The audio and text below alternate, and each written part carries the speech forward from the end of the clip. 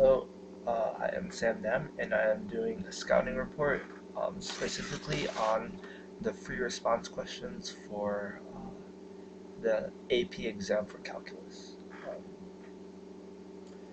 The free response questions, I looked at a series of 20 different questions, and most of these questions, or all of these questions actually, had to deal with finding the area of either finding the area of a curve or finding the volume through either volume by revolution or through the area of a cross section.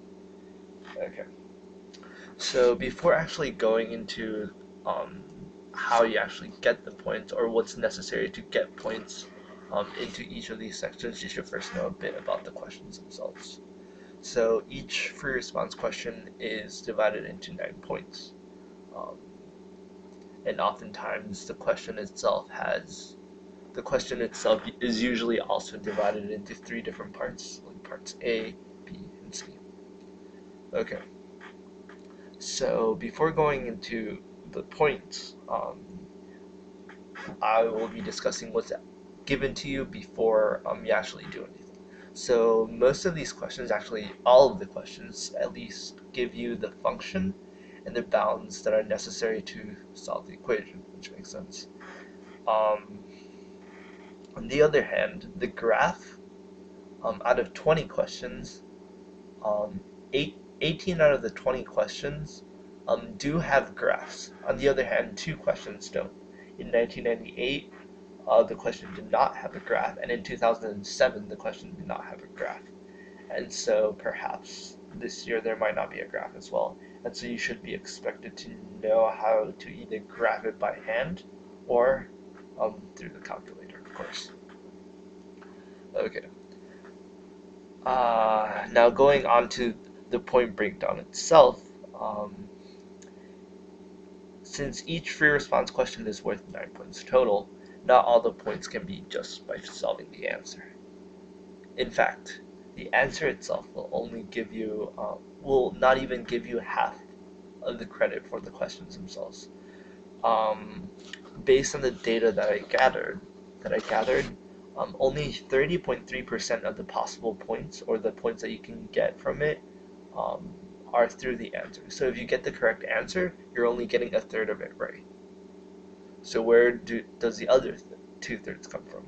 Well, another third, or 33.3% of it, comes from finding uh, either finding an expression for either the integral, the integrand, or the antiderivative of either the area or the volume. And so another third of it comes from finding basically the area or volume, or finding an expression for the area or volume. Um, Approximately 9% of this, or 9% of the 33%, uh, is about the integrand of the volume, uh, while approximately 10% is basically the integrand of the area. Another 6.7% is the integrand of the volume by the cross section. Okay. The rest of the points or the rest of the percentage, comes from finding either the integral of the area or the antiderivative, which is basically the same as the integral. Okay. So this basically shows that finding an expression to solve the answer is just as important as having the answer itself. So you can get as many points from getting the expression that will give you the answer as you will from getting the answer, right? So in the exam at least, both of these are considered to be about equal in importance. Another very important part of this is finding or determining what the correct limits and constants are. So, um, basically, what limits are within your graph, and determining this will give you approximately uh, 8.4 of the points that were available. So almost 10% of the points um, come just from determining the correct limits and constants. Um, the exam did an interesting thing where they gave a lot of points for finding both the limits and constants, and or points for just finding the limits. So another 8.4 was just focused on limits, while another while 8.4% of the points were also focused on limits and constants. So in total, 16.8% of the points came from either limits and constants or limits by themselves. So that's quite a big percentage in total, and it's definitely something that you should know how to do. Um, okay, another 4% of what you can get is focused on finding the derivative. So even though these free response questions are focusing on finding the integral of the area, finding what the area is itself, finding the volume and such, you will also be required to know the derivative of certain things, and that constituted about 4% of the points available.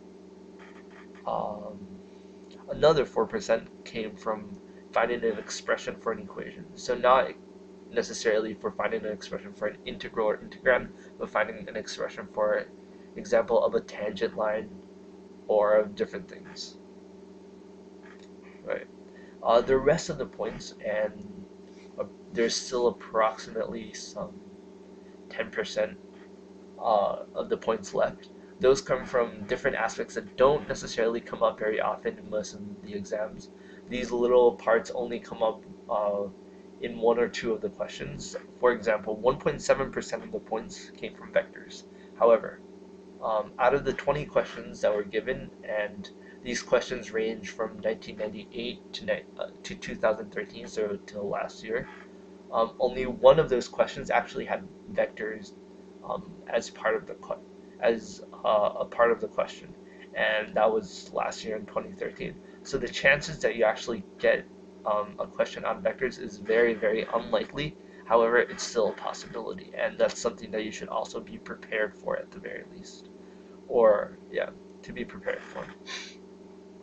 Um, Other aspects should be fairly simple and things that you should be considered basics and that you already know, such as finding the area of a triangle, which is obviously 1/2 base times height, finding y values, or using substitution, which is something that we've all had a lot of practice with in calculus and in several math classes before.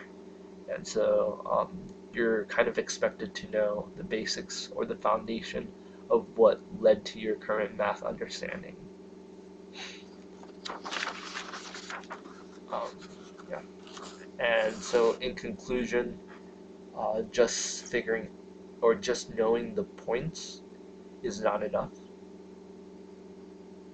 Um, so just knowing the answer is not enough, but showing and writing how you got the answer, especially writing things such as the right expression for the integral and such, is vital and necessary for you to be able to get as many points as possible, because the AP exam um, isn't for getting everything right, but it's for getting as many points as possible, so that even if you do get certain things wrong, you will still manage to get a good score, because you know how the points are divided, and you know what you should focus most on, and what will likely be on the test, and certain things that may or may not be in the test as well.